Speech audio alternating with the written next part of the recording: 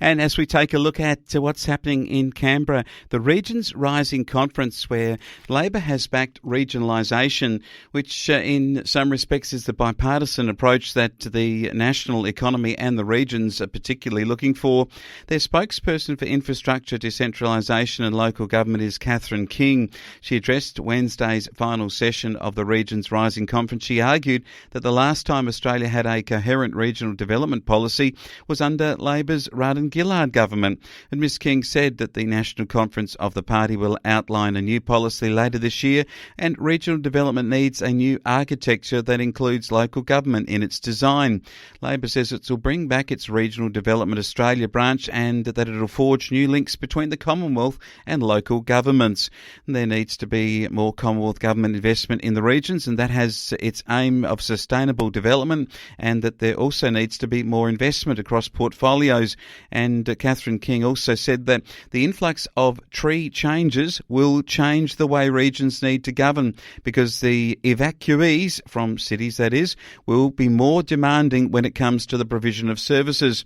Flow News 24's John McDonnell asked Ms King what she meant by diversified purposeful regionalisation and how this would work in a one-industry town. She said it meant planning for disruptions that were likely to occur, such as the closure of coal-fired power stations in the Latrobe Valley.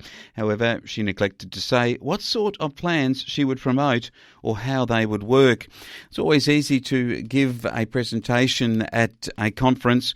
It's harder to get the linkages together and the types of investment, also the types of industries that need to be brought together, and where one has a single industry in one of our key country towns, a major manufacturing facility that perhaps produces hay, or could be a flour mill, or it may be a steelworks, then how in those regions can you provide these diversified type of purposeful regionalisation that Labor talks about, and how do you provide the additional services that council need? I mean, then you are going to be federally funding them, but where does the money come from ultimately? It has to come from increased tax revenue from the increased profits that are happening in the regions. But if the government is writing off the taxation revenue on asset purchase with the asset write-off that we've been seeing for the last 5 or 6 years, then one then questions how much taxation revenue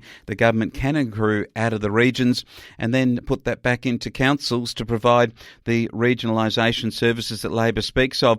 I'm not so sure that there's been a laissez-faire policy in the regions for the National Party. I would have thought that they are championing the regions in general, but that Labor says it's the party for regional Australia, yet we see most of the seats in regional Australia falling to a conservative type view, which would indicate the people probably haven't acknowledged what Catherine King says is, in her mind, the case.